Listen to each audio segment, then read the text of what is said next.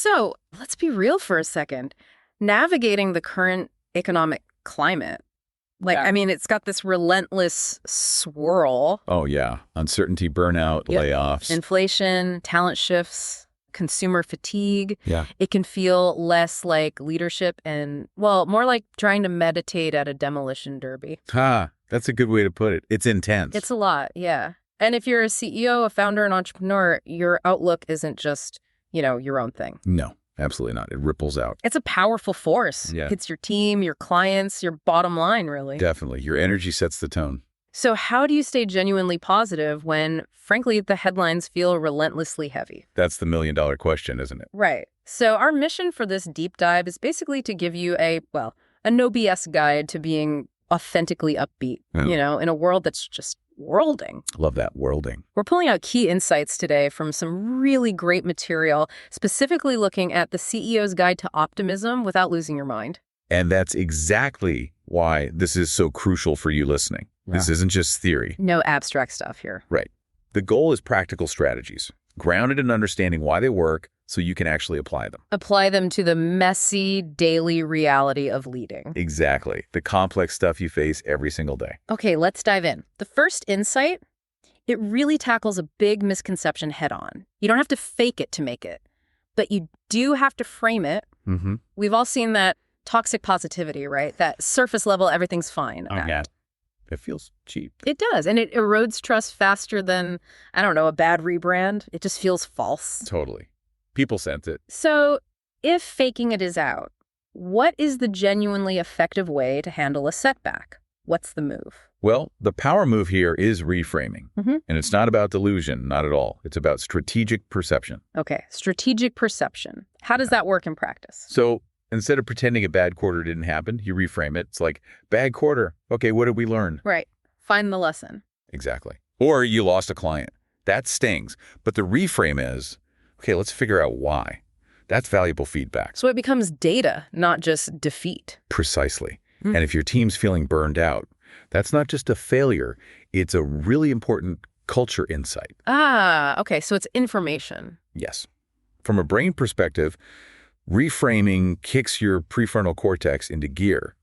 You shift from just reacting, like, oh no, threat, to proactively solving the problem. I like that shift. Reaction to problem solving. Yeah, and that's leadership. It focuses on what's next, not just wallowing in what's broken. It turns this isn't the end into, what was it? This is feedback from the universe. Yeah. A bit cosmic, maybe, but it captures the mindset shift. I like it. Okay, that distinction, reaction versus proactive problem solving, it feels key, and it leads right into the next point. Protect the inputs, because garbage in garbage mood. Mm-hmm. So important. We talk a lot about healthy food diets, right? But what about our media diet? Yeah, what are you feeding your brain? Exactly. That endless doom scrolling, those outrageous content farms, the constant negative news alerts pinging away. Ugh, yeah.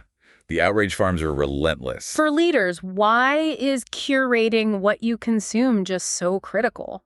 Because what you feed your mind directly impacts your neurochemistry, your energy levels, and that directly impacts how you lead. Okay, so there's a direct biological link. Absolutely. Your brain processes whatever you give it. Feed it constant alarm bells or reactive stuff, and it primes you for anxiety, for defensiveness. Makes sense. You feel on edge. Right. And look, this isn't about sticking your head in the sand, ignoring reality. No, you can't do that. No. But it is about consciously choosing where you put your limited attention. Think about decision fatigue. Okay, yeah, that's a real thing. It is. And a constant barrage of low-value, high-stress info. It just drains the cognitive resources you desperately need for strategic thinking. So you're literally using up your decision-making power on noise. Exactly. So the advice is clear. Find and subscribe to sources that actually help you think, not just react. Think, not just react. I like that. Your curated info feed.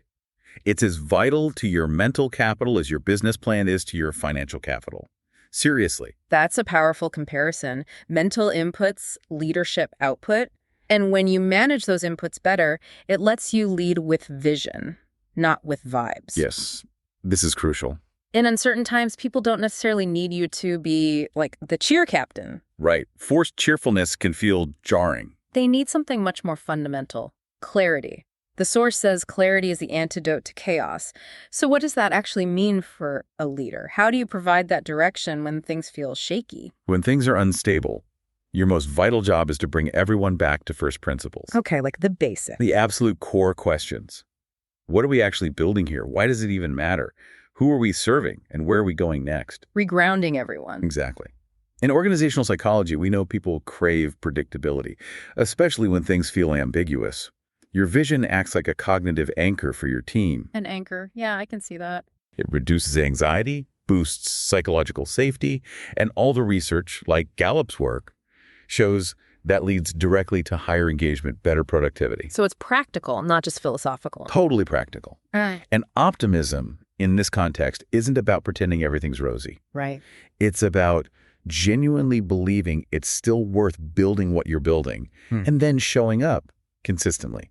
Like that belief matters. Showing up like it matters. Yeah. Remember, people follow a leader because they know where you're taking them, not just because you seem happy today. That's a really profound point. Purpose over perkiness. Oh. Now, this next one, it might seem a bit surprising, but it feels so human. Find the funny seriously. Ah, yes. Humor as strategy. Right. The idea that laughter isn't just, letting off steam, but a genuine survival skill. It absolutely is. I love the anecdote in the source about teams getting through chaos because someone just cracked a killer one-liner at the right moment. Or the rogue goat. You gotta love unexpected absurdity. Exactly. So why is humor described as a rebel move? Because in an often overly serious, high-stakes world, finding the humor is countercultural. It's deeply human. And there's science behind it. Oh, yeah. Neuroscientifically, laughter releases endorphins, oxytocin. It literally builds social bonds and dials down stress hormones like cortisol. So it's not just a nice to have. No, it's a physiological hack for resilience. For team cohesion, you don't need to be a stand-up comic CEO. Probably best not to try. Right. Yeah. But just being able to laugh at your own minor slip-ups, finding a bit of lightness even when things are tough, that's a huge advantage. How might you use that practically? Well, imagine starting your next all hands. Maybe not with doom and gloom, but with a quick, lighthearted story about some recent minor mishap. Humanizes you, right? Totally. It signals, hey, it's okay to be imperfect here. We can still find joy, even when things are challenging. Like that meme roast idea for all hands meetings. I love the meme roast idea. That could definitely shift the energy. And speaking of shifting energy and building something positive, let's talk about invest in small wins and micro momentum. Yes. This is so powerful. Because when you're facing huge problems like a down market or a big restructure, it feels overwhelming. It's completely daunting. But this concept is about focusing on tiny, meaningful progress, the stuff that adds up.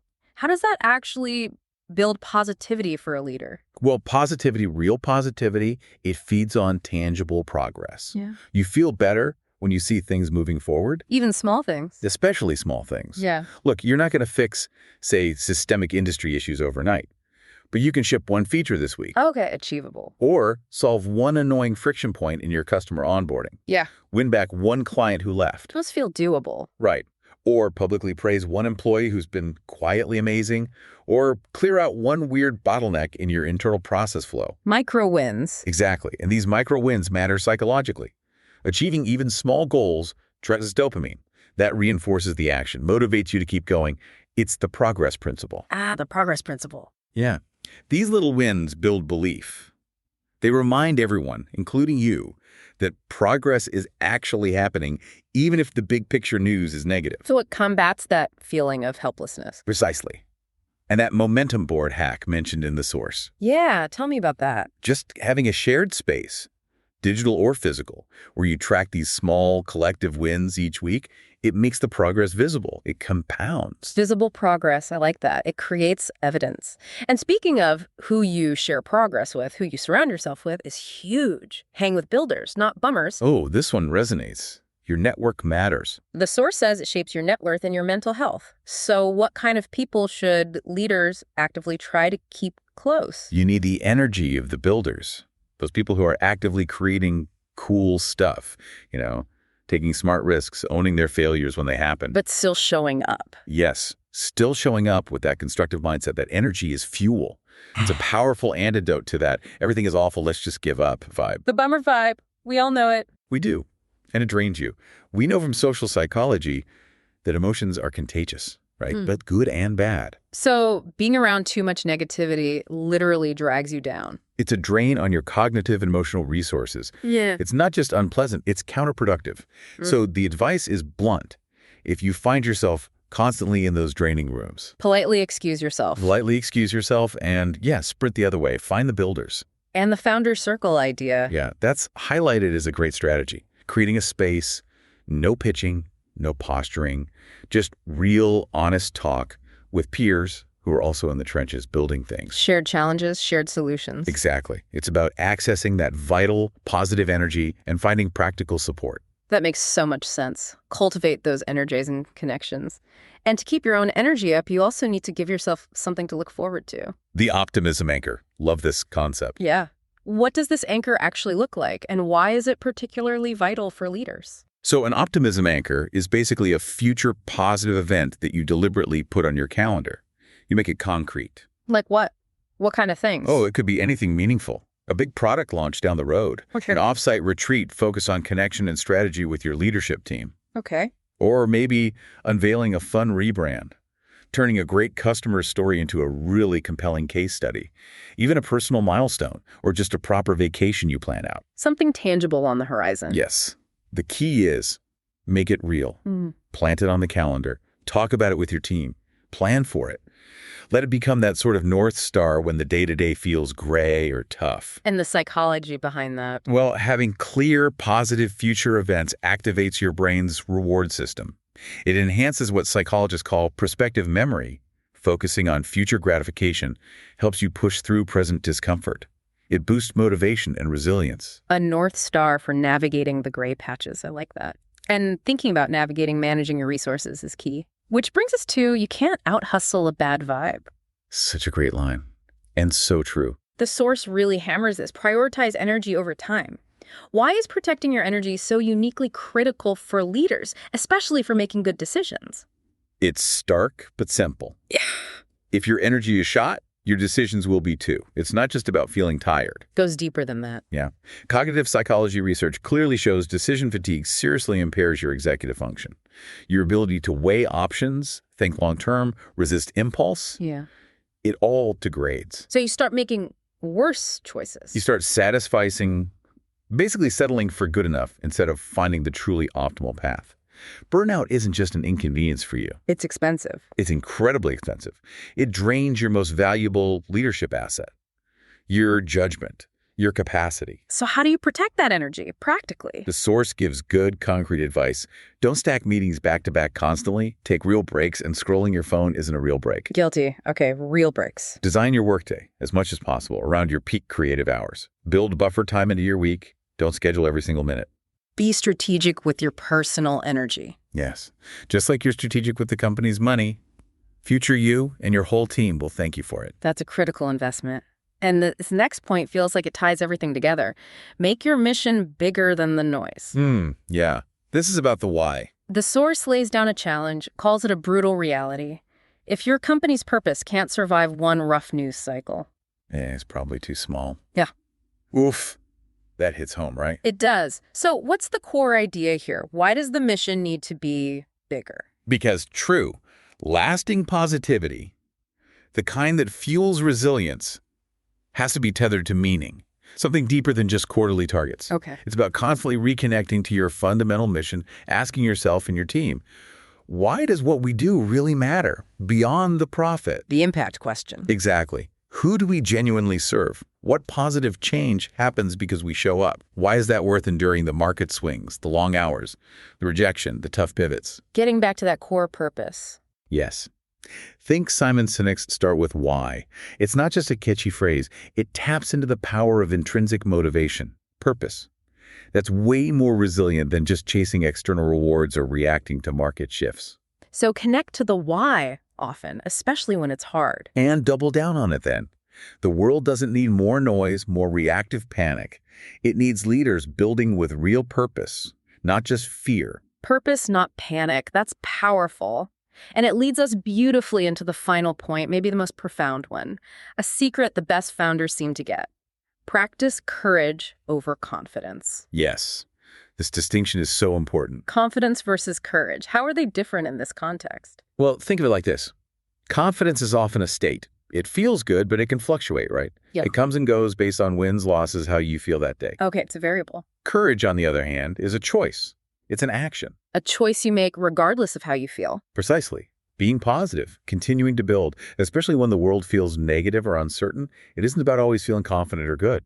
It's not about the feeling. No, it's about showing up anyway. It's about saying, through your actions, day after day, we're here, we're building. Yeah. And we believe in what we're doing. Even when you have doubts. Even then. Yeah. It's that deliberate act of will, choosing to move forward despite the fear or the uncertainty. That's courage. Wow. Okay, so wrapping up this deep dive, the core message really lands. Authentic optimism for leaders. It's definitely not about faking cheerfulness. Not at all. No performance needed. It's more about purposeful action, right? Having that clear vision and really strategically managing your own energy. That sums it up perfectly. It's disciplined, it's intentional. Because negativity is loud. It really is. Yeah. It grabs the headlines, grabs attention. But optimism, especially the kind that's rooted in action and purpose, it's ultimately louder. It has more staying power. More impact in the long run. Definitely. So the final thought for you listening, go forth. Be that maybe unreasonable one who still believes, who still chooses courage. Yeah. Lean into that. What could you reframe in your own work, your own life? What small win could you hunt down and celebrate? What deeper purpose could you reconnect with even right now amidst all the chaos? It's a powerful question to sit with. Definitely something worth exploring.